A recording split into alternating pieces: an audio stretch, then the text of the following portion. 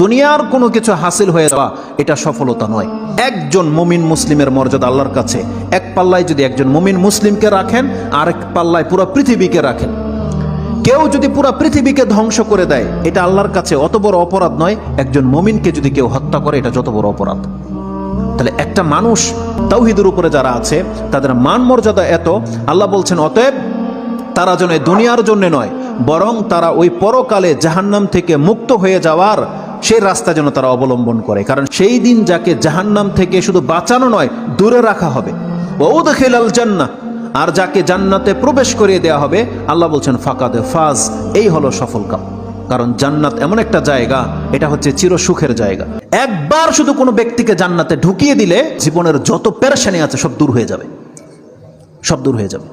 তাহলে পরকালের ব্যাপারটা হচ্ছে এমন। আল্লাহ বলতেছেন সেই দিন যাকে জান্নাতে ঢুকিয়ে দেওয়া হবে, আল্লাহ বলছেন এই ব্যক্তি হচ্ছে সফল কাম। তাহলে এই সফলতা আসবে কিসে?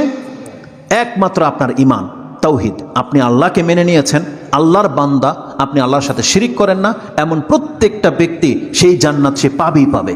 এটা আল্লাহ ওয়াদা করেছে।